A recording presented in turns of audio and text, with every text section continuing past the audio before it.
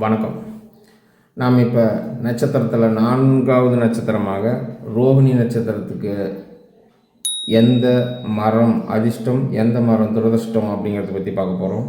இப்போ ரோகிணி நட்சத்திரம் 1ஆம் பாதத்தில் பிறந்தவங்களுக்கு நாவல் மரத்தை பற்றி உங்களுக்கு தெரியும். நாவல் பழம் இதெல்லாம் சாப்பிடலாம். நாவல் மரத்தை வணங்கலாம். நாவல் மரத்தை நிழலில் அமரலாம். நாவல் மரத்தை வச்சு நீங்கள் ஆளாக்கலாம். இதெல்லாம் உங்களுக்கு அதிர்ஷ்டம் தரும். ரோகிணி 1.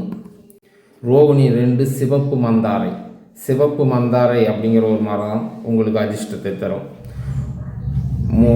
ரோகிணி 3 மந்தாரை அப்படிங்கிற ஒரு மரமும், ரோகிணி 4 நாகலிங்கம் அப்படிங்கிற ஒரு மரமும் அதிர்ஷ்டத்தரதாக இருக்குது. சரி, ரோகிணி நட்சத்திரத்துக்கு வேதை மரம்னு இருக்கும்ல. அப்போ ரோகிணி நட்சத்திரம் 1ஆம் பாதத்தில் பிறந்தவங்களுக்கு மருத மரம் ஆகாது. ரோகிணி நட்சத்திரம் 1ஆம் பாதத்தில் பிறந்தவங்களுக்கு மருத மரம் வேதை மரமாக இருக்கிறதுனால மருத மரத்தை நட்டு வைக்கக்கூடாது. மருத மரம் நம்ம தோட்டத்தில் இருக்கக்கூடாது. மருத மரத்தை நிழலில் அமரக்கூடாது. இதெல்லாம் இருந்ததுன்னா உங்களுக்கு அசுப பலன் நடக்காமல் இருக்கும் அப்படிங்கிறத புரிஞ்சுக்கிங்க. மருத மரம் இருந்ததுன்னா அதை எடுத்துகிட்டு நாவல் மரம் வைக்கலாம்.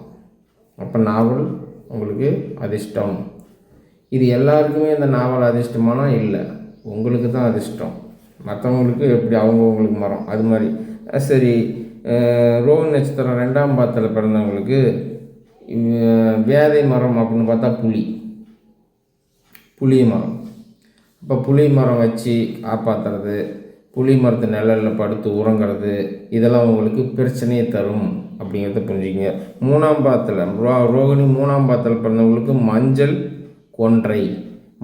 கொன்றை அப்படிங்கிறது வேதை மரம். அப்போ 4ஆம் பாதத்தில் பிறந்தவங்களுக்கு மரம் எதுவும் கொடுக்கல.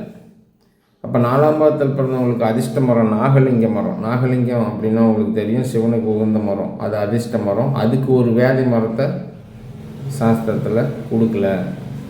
அதனால் ரோகிணி 4க்கு வேதை மரம் கிடையாது. ரோகிணி 4க்கு அதிர்ஷ்ட மரம் நாகலிங்கம். அப்போ ரோகிணி 2ஆம் பாதத்தில் பிறந்தவர்கள் அப்படிங்கிறவங்க எங்கேயும் எல்லா இடத்துலையும் இருக்கக்கூடிய அந்த புளி மரம் அப்படிங்கிற இடத்துல மட்டும் கொஞ்சம் கவனமாக இருந்துக்குங்க அப்படிங்கிறத சொல்லி ஜோதிடத்தை மதிப்போம். நலமுடன் வாழ்வோம். நன்றியுடன் லோகம் நஸ்ட்ரோ. வணக்கம்.